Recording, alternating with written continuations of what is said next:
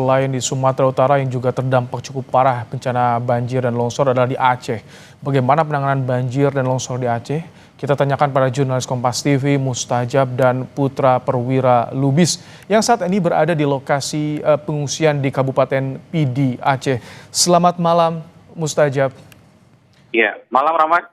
Mustajab, kami ingin tahu terlebih dahulu bagaimana sejauh ini proses pencarian karena kabarnya ada 51 yang masih dicari korban di Aceh, Mustajab.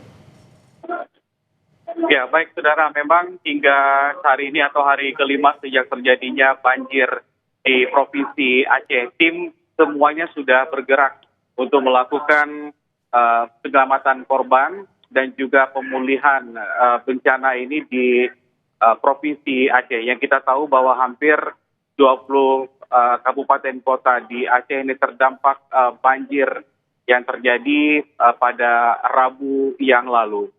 Nah, penanganan sendiri hingga saat ini seperti yang diinstruksikan oleh Menteri Dalam Negeri dan juga pemerintah Forkopimda Aceh yang terus bergerak.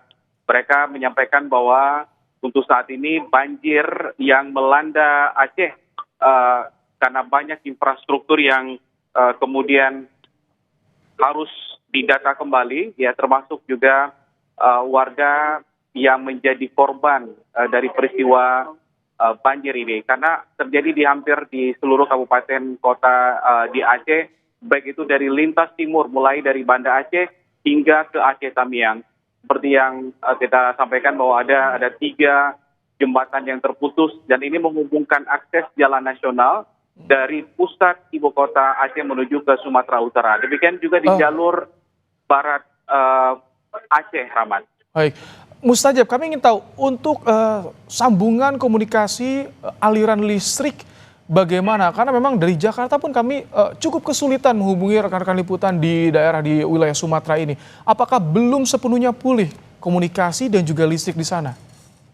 Ya, betul Rahmat. Jadi hingga saat ini infrastruktur listrik dan juga seluler belum sepenuhnya pulih.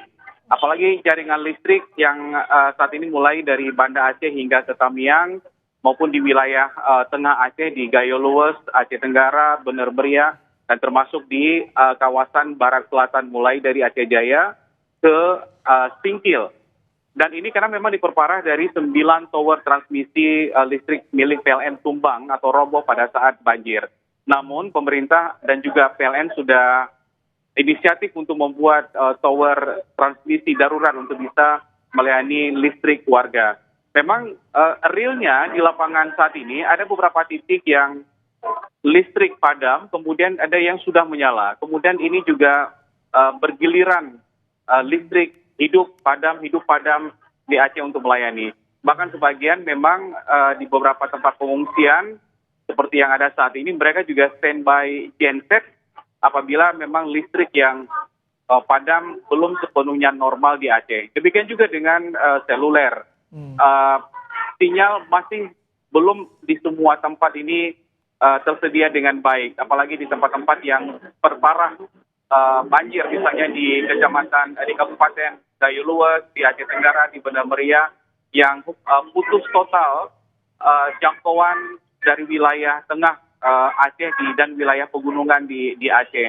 Nah, sementara itu di Banda Aceh hingga ke Pidi Jaya, seluler maupun listrik ini sudah mulai perlahan pulih dan bisa dinikmati oleh warga. Walaupun terkadang sinyal ini tidak begitu stabil, drop, dan bahkan di beberapa tempat, misalnya di Aceh Timur, banyak kemudian keluarga yang belum bisa mendapatkan informasi sepenuhnya kondisi keluarga mereka di tempat kabupaten lain yang parah terhadap banjir yang terjadi kali ini, Rahmat. Begitu situasinya saat ini.